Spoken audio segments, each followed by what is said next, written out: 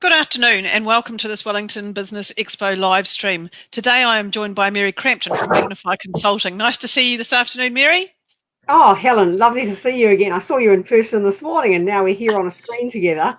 I know, it's pretty cool, isn't it? We wouldn't be doing this if it wasn't for COVID, and we've all learnt so much. So, yes, we had a manufacturers forum this morning with a huge crowd of manufacturers, didn't we?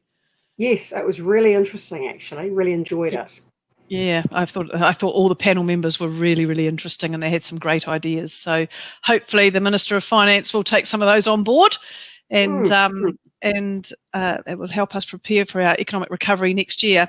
So today, Mary will be presenting to you on how to unblock your sales pipeline after lockdown. So certainly it's been very clear to the Chamber and our engagement with our business community just how important sales and finding new sales is for businesses who are looking to recover. And so this is a really timely live stream, and I'm sure you'll find the content really useful, and Mary will share plenty of helpful tips and ideas for you today. So before I hand over to Mary, please remember you can ask any questions that you like in the comments stream section of this video, and Mary will answer them for you at the end. So Mary, I'll hand over to you. Oh, thank you, Helen. Lovely to be here, and great to be a part of the Wellington Biz Expo. And well, really what we're doing right now today is demonstrating one of the things that we all know we need to do, which is develop some hybridized kind of online sales processes. So it's great to see us demonstrating that. I'm from Magnify Consulting, and Magnify is basically a service to be the business development manager that you might really wish that you had. So we do everything from sales strategy and brainstorming, helping you with business writing, right through to a fully outsourced business development manager service while you're evaluating your need for sales resourcing.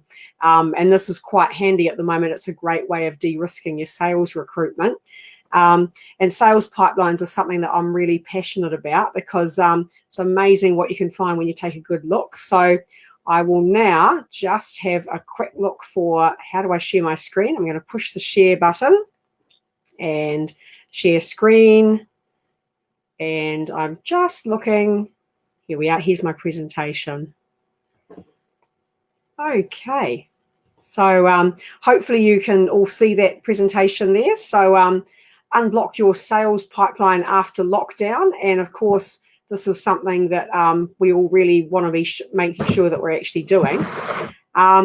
Strategy, sales, business growth, that's the key focus of what Magnify is here to deliver to clients. And really now with COVID, COVID means it's the end of doing marketing and calling it sales. You still have to do marketing, but now you actually have to do some more proactive selling. And this picture of the boat is one of our signature images. And I think really for sales, it's time to push out into the deep because we're selling into a changed world. So sailing out there with you. And of course, we've got a lot of things that we really could be having strategies for. Business leaders have to think, you know, how are you planning to keep and grow your existing customers? So if somebody's paying you for something that you're doing or providing for them and that money's going in your business bank account each month, what can you do to ensure that that keeps happening? If you've had client work that's been deferred for some reason, probably there could be a challenge in the middle of your sales pipeline, or there might be some budget challenges for the client. How could you bring that back? Could you be developing new client opportunities? Could you forge new business alliances with someone else who maybe serves a similar market, but they're not actually competing with you? And also, how can you adapt your sales process for the post-lockdown world? And of course, as we heard at the business breakfast at the beginning of the week, the impact of COVID is probably going to be felt for quite some time. So is your business set up to be able to sell right through the varied levels of lockdown? Here we go. This is one of my favorite slides. We've got this young guy and he's looking at his hose, a bit like the sales pipeline. Why has your sales pipeline stopped delivering? Of course, a key point for this boy with the picture of the hose is the sales pipeline in this picture is not actually connected to anything. And that leads into the next idea, which is could your sales pipeline be a little bit like the digestive system? Of course, we know that if there's nothing going in at the top of the digestive system, nothing's really going to come out at the other end, and you're not going to get the nutrition that you need. So if you're looking at your sales pipeline and it's completely stocked, or it's much smaller than it should be, then there's probably a few areas to look at, the places where there could be challenges. So top of the funnel is one of the key areas. I'm just going to stop sharing, otherwise we could be listening to that slide for a while. Here we go. Okay, there we go. Yeah, so I've just stopped sharing for a moment because that slide is going to be going for a long time. But the first key area that you could be looking at is the top of your funnel, so the very beginning part of your sales pipeline. Can you assess what is there that's new that's actually going in? How's your new business development going? And new business development doesn't mean what's coming off your website. It doesn't mean your social media posting. Those things are all really important, but new business development is proactive, personalized outreach to your ideal customers. So how much of that proactive, personalized outreach to your ideal customers are you doing, or are your salespeople engaged in doing? Because if you're not filling the top of your sales pipeline, it's going to be really difficult to have something good come out the other end for you.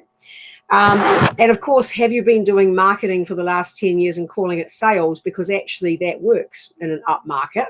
But when the market's gone a little bit more down, like it has recently, massive tip actually, you still need your marketing, but you now need that proactive selling. So if you're thinking, what are the key performance indicators? How many phone calls are you making? How many LinkedIn messages are you sending through to people to see if you can engage them further? How many personalized emails are you sending? Not mass email outs, although they're still important, but how many personalized emails are you sending? What sort of social selling are you engaging in to draw people deeper into relationship with you so that you can build more of a business relationship? The second place to check is that you have a record of volume and frequency for everything that's going into the top of your sales funnel. One of the best ways to keep a record is to have a CRM, or a customer relationship management system. And this is something that a lot of businesses get by without for a remarkably long time. You can be turning over a good 7 figures and probably function reasonably well and not have a CRM, but you probably don't realize how much money you could be leaving on the table. Having a CRM is going to give you a measured way to check sales and business development activities. It's going to make sales visible. So if there's a problem, you're going to start to become aware of it before it shows up in your actual revenue. Do you know how to pull data and reports from your CRM if you do have one? Do you know how to interpret any analysis that comes with your reporting? And do you actually understand what the actions are that you're doing that positively impact your sales results, and any actions that might negatively be impacting sales results? And of course, if you think they're negatively impacting, then those are the ones you probably want to stop doing and do more of the positive ones. And then another key thing with having a CRM system is, does everybody in your team that touches your customer in any way or interacts with them, are they recording their interactions in the CRM? When you've got your whole team buying into this vision of collecting customer data so that you can give customers a better experience, you'll end up with a much richer, more varied client database, and you'll be able to see all kinds of little changes before your competitors are even aware of them. So it's pretty important. And, you know, CRMs are pretty cheap. Some of them are free. This is something that you can get started on right now to start seeing where the challenges are. Of course, we saw that picture of the digestive tract. There's an awful lot of stuff in the middle there. I had a quick Google. There's about 9 meters of digestive tract in a fully grown adult human being. So check the middle of your sales pipeline for blockages. And this is typically a situation where you might be sending proposals, and sometimes clients will go like a little hedgehog rolled up into a ball, and they might not want to talk to you because suddenly they've engaged in a price comparison exercise with your proposal and all the others that they asked for. check that you've got visibility at every part of your customer journey. And if you do proposals, I always would say to clients, what processes have you got in place to prevent that customer from going away into their own little cave while they evaluate your proposal? One of the things I find that's very helpful is if you do get into a situation where you absolutely have to give someone a proposal, make sure that at the time that you agree that you're going to do a proposal, that you've really covered off very tightly the parameters of what you're going to talk about. And I would also suggest scheduling a proposal presentation meeting. So if you can, try to avoid actually sending that proposal directly to the person, because some people just won't actually want to engage after that. Have a proposal presentation meeting, 20 minutes or so, talk through the proposal, and then you say, great, now I'm sharing this document with you. Share it live or email it through. Again, with your CRM, you'll be able to track when they're opening that proposal, so you'll get some insight into what parts are important for them, and more importantly, when you should be following up. And of course, the other point about checking the middle of your sales pipeline is there's a lot of follow-up to get people progressing through that sales pipeline sometimes. And there's a continuum, I call it the pest professional continuum. And you always want to be checking, I think, how am I coming across on that continuum? Am I being a pest or am I being a professional? A professional would provide helpful, valuable information. This is really important to get right, especially if you've got an expensive offering which might have a long sales cycle. You want to avoid calling people every week and saying, I'm just checking up, John, if you've read that proposal. Week 2, John, did you read the proposal? Week 3, John, did you check out page 3 of the proposal? Or whatever it is. You want to avoid that sort of thing. If you want to follow up with someone without actually appearing to follow up, you could send them some helpful information which might also help them solve the problems that they've shared with you. And then that way you've followed up, you keep yourself top of mind, and it just makes them a bit more receptive when they do want to talk about that proposal again. So that's the third thing. And then the fourth thing is checking all the connection points of your sales pipeline. So helping move those sales forward. What are the actions that help move sales forward? Are there any actions that create no impact? And are there any actions with a negative impact? And is there anything that is in my sales pipeline that I could actually streamline so that I'm doing less and getting a better result? I think you want to check also all the documentation and the info that the customers receive from your team. Is it relevant? Is it relevant to the problem that they've shared with you that they want to get your company to help solve? Are you sending information at the right frequency for the customer? And that's quite important. So during your discovery session, you've probably found out some of the wider issues in their industry. Obviously, COVID's around, things that might be impacting them. Find out what their timeline is for when they're looking to make a decision, and then get engaged within that timeline so that you're talking to them at optimal points when they've really able to give you their attention. And it's good to find out too, if you've got several people helping with sales, how does your team use that information to keep customer interest alive? Are you sending the right amount of information? Too much? Too little? Especially if you've got an expensive offering, you need to probably be in the business of educating your customers. And so they're probably going to want more information and more of an understanding about other clients that you've helped to build that trust and help them to move to the next step of confirming that they'll be your customer. The other thing to look at is, what is your competitor's sales process like? What do you know about it? How do you think that they're selling? How do you think that's impacting customer relationships? Is there something that you could learn? Or the alternative, are you doing really well and that's actually a competitive advantage for you? The other thing too about the sales pipeline is the fifth point I've made here, which is thinking about the total length of your sales pipeline or your customer journey. How does that actually feel for the customer? Is there anything you could shorten? Could you add something, especially without actually diminishing a positive impact?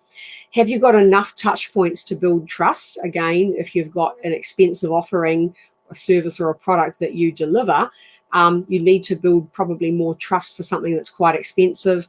Are you engaging with the right stakeholders at the right times? Think about customer feedback. So do you ask for customer feedback? COVID's made everybody reevaluate how they do business. If it's been a while since you've asked for customer feedback, or perhaps you've never asked, there are some surveys you can send out. You can potentially even implement a program of calling customers yourself to find out how they're going with different aspects of your products or your services.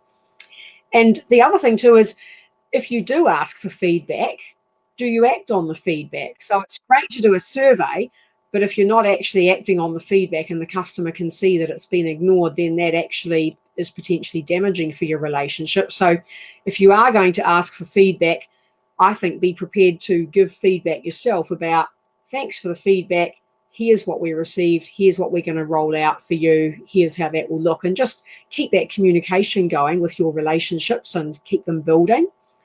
And also, how do you use that customer feedback to build trust with new customers?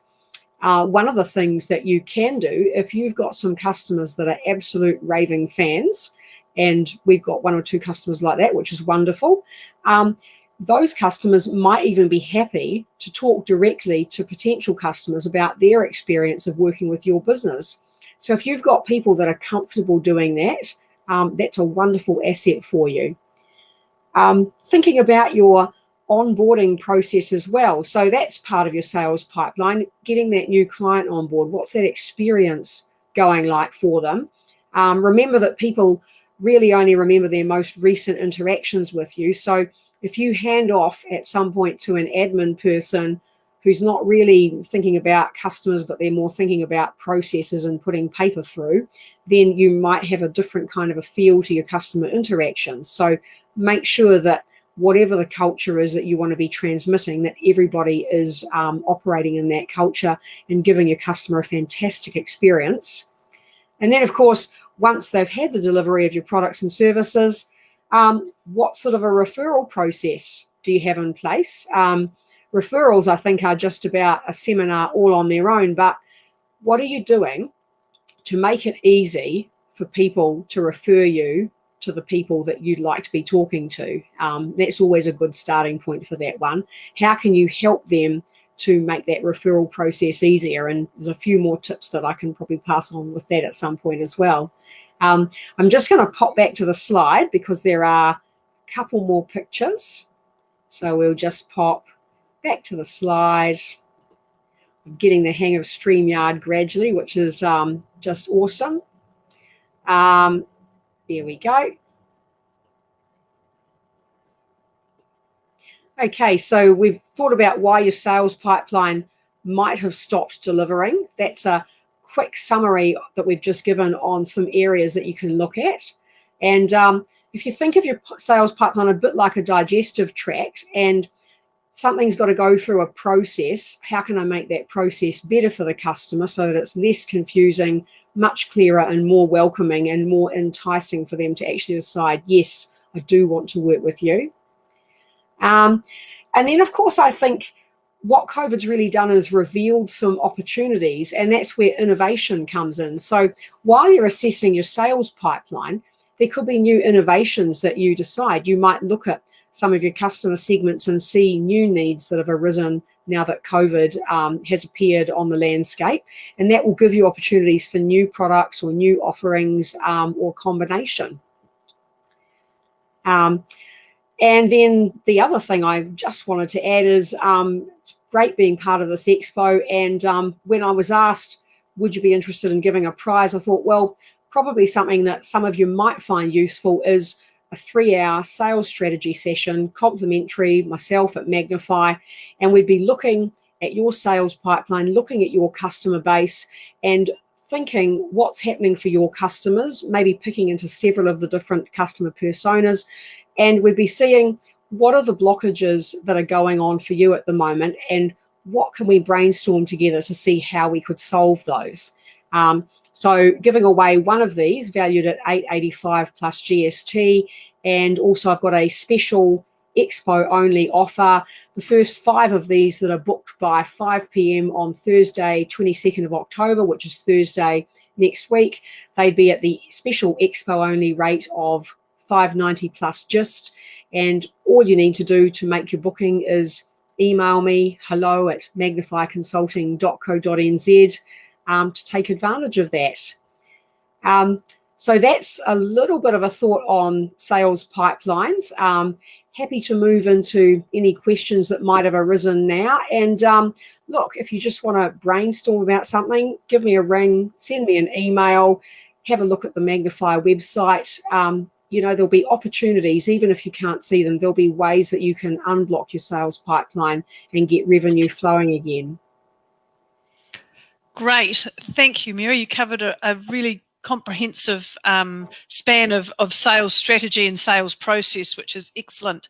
And this expo is all about helping people generate some sales and find some new business. We all need to.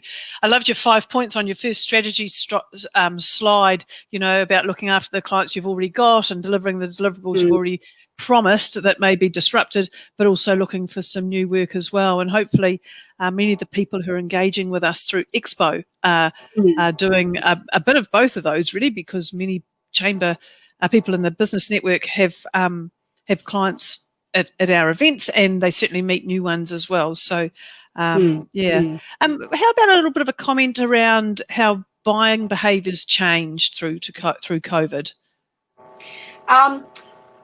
Well, it's an uncertain time, so buyers are uncertain. And so buyers are actually, I think, a lot of them are sitting on their hands a bit more. There are still things that are selling quickly. So if you've been selling masks, you'll be absolutely having them romp out, although maybe demand's not as much as it was a month or two ago, but that's been a great area, obviously, to be in. And so when buyers are sitting on their hands, it's not that they don't like what it is that you're selling.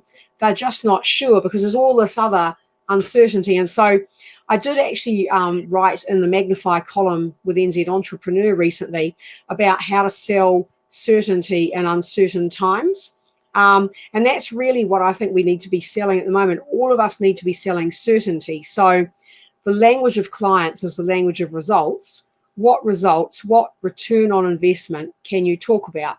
If you sell plastic piping, like one of the people at the forum did this morning, does your particular kind of plastic piping lengthen the lifespan of the total machine, and what does that save you over a period of 5 years? And so what kind of sales data, or I guess product and service data, can you pull out to tell people or demonstrate the return on investment?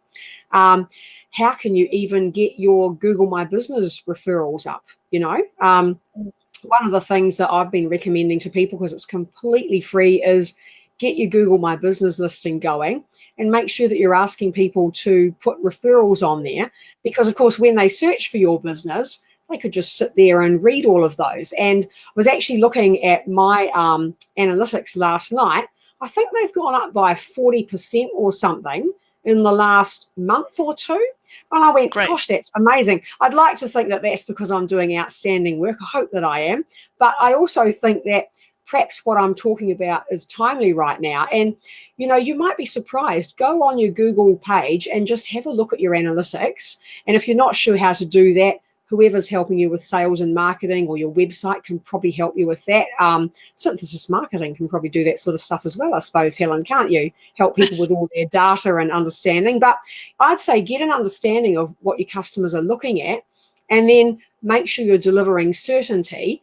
And even in some industries, people aren't happy having you come visit them at the moment because they're trying to keep everybody safe and free from any potential COVID transmission. So this really is a time when whoever's doing sales for your team probably needs to get to grips with some kind of a virtual sales model to make sure that you're still connecting with customers, even though you might not be able to go to some of their sites at the moment. Yeah, absolutely. Given that even the reliability, not knowing whether you can go next month or whatever. You know, we've all scheduled a lot of things this year that have had to be rescheduled, but you can keep a lot of clients warm and engaged and connected with you and sticky through all sorts of online forums and software, can't you? So Yes. even as simple as telephone calls and text and live streams and Zooms and things like that, they will make a big difference. Yeah, and can I just ask you one other thing, Mary, that you didn't cover, but I've heard a lot about, is people's reluctance to sell. Some people they just feel like they're not comfortable selling, and I think it's such a shame. Oh, well, it is. And I think, I'm not sure whether that's the Kiwi thing or whether that's the generational shift of people who perhaps haven't grown up with a landline ringing as much. The latest data I've found is from about 2017. And in 2017, there were 3.17 million, I think it was, cell phones in New Zealand. So those people with their 3.17 million cell phones, probably there's just about enough for every man, woman, and child. There should certainly be one cell phone per household. If you've got a role which is perhaps in the C-suite, you've probably got a work cell phone, you've got a personal cell phone, you've got a lot of cell phones in your house. If your company did not expect that you would get a call, they would not provide you with a phone and pay the phone bill every month. So you know what?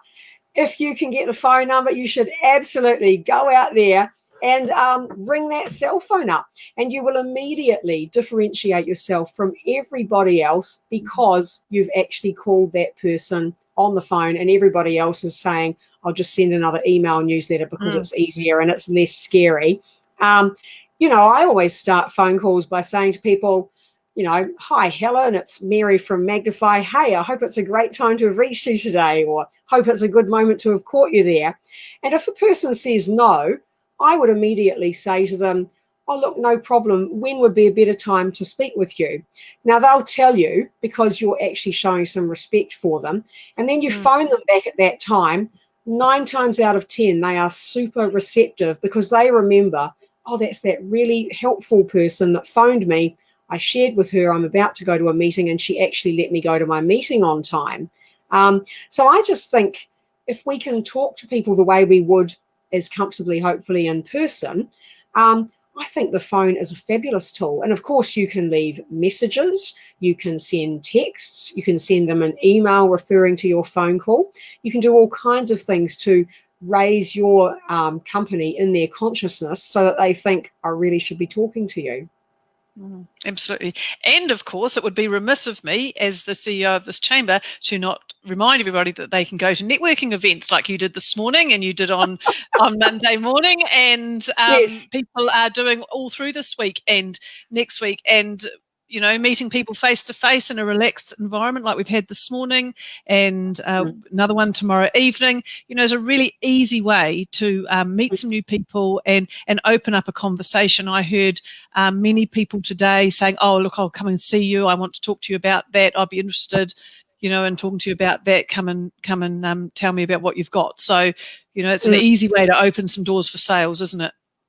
Oh, it is. And a long time ago in my sales career, I sold advertising space, and people would often say, how much money will I get back as a result of doing this ad? And of course, I can't prove how much you'll get back, but I just think all of these things are touch points. So I've been to the breakfast on Monday. I've been to the manufacturing forum this morning. I'm going to the final bash, and I'm also hoping to go to something else perhaps next week.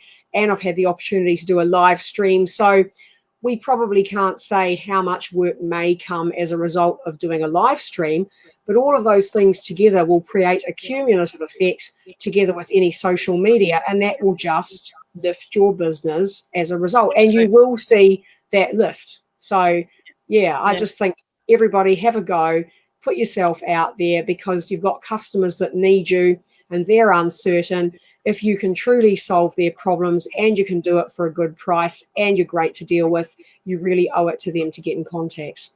Yeah, fabulous. And now, Mary, you've opened a door, so I'm going to phone you after this live stream and invite you to a particular event next week that I'm sure you'll find very useful.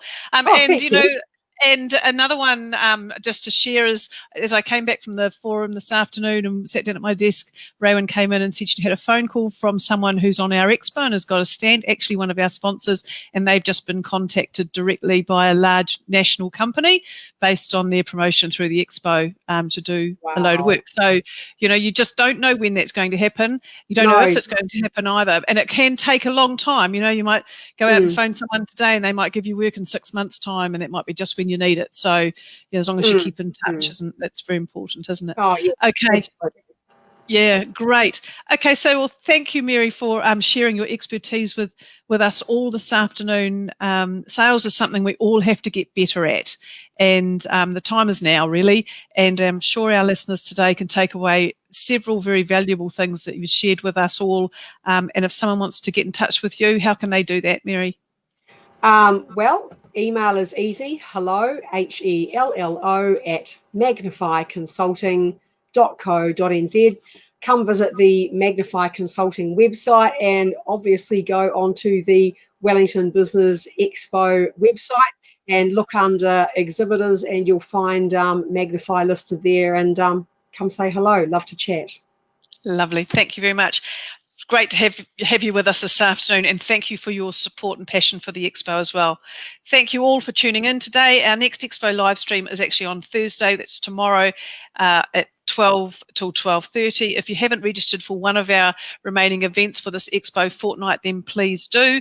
We have a health and wellness event tomorrow night, and we may have closed it off on the website, but if you email, I'm sure we'll find you a couple of seats. And then we have 3 excellent business safaris next week, one in Upper Hutt, one through some Wellington businesses, which is going to be an excellent behind the scenes look at some media company and some technology, and then another business safari in Upper Hutt. So I'd encourage you all to book online to come and join us on our safari bus. It's a private tour designed for smaller events in case we were in COVID level 3 or 2, but a great opportunity to meet some people behind some of the big developments and some of the really interesting companies we've got operating in Wellington City, Upper Hutt and Lower Hutt. So I also encourage you to take a look online. Mary is one of our 70 plus exhibitors on our Expo.